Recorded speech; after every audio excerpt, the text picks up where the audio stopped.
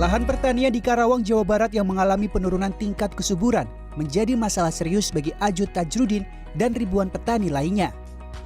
Penggunaan pupuk kimia dan pestisida berlebih menjadi penyebabnya.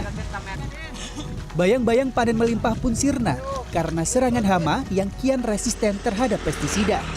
Ketergantungan pupuk kimia juga menyebabkan ongkos produksi pertanian bertambah. Seiring berjalannya waktu, petani mulai mengabaikan yang namanya kesuburan lahan.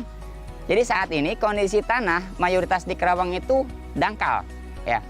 Artinya karena ada pengerasan dari struktur tanah itu, ya ini salah satu efek yang diberikan dari penggunaan pupuk kimia secara terus-menerus, ya.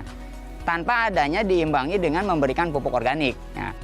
Bahan aktif yang terkandung dalam pupuk kimia tak bisa 100% terserap tanaman. Residu yang tertinggal jika terkena air akan mengikat tanah seperti lem, sehingga tanah akan menjadi keras dan sulit ditanami.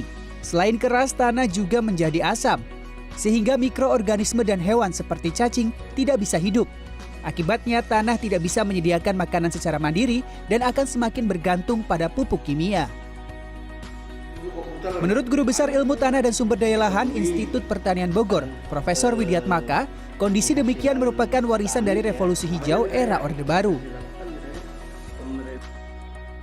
Pertanian digenjot untuk terus produktif tanpa mempedulikan keberlanjutan lahan. Pemerintah saat ini pun masih berfokus memberi subsidi pupuk tanpa tahu kebutuhan tanah yang berbeda-beda di setiap tempat.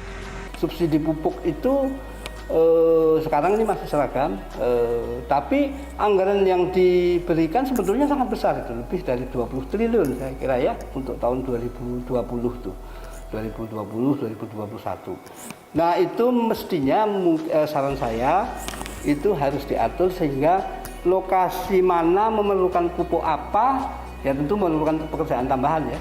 Lokasi mana memerlukan pupuk apa itu dispesifikkan. Saya kira perlu digalakkan tuh penggunaan bahan organik, ya penggunaan bahan organik yang memperbaiki selain sifat kimia tanah, juga perlu dia memperbaiki sifat fisik dan sifat biologis tanah. Menyadari bahaya bahan kimia terhadap keberlanjutan lahan, kini Ajud mulai merintis pertanian organik.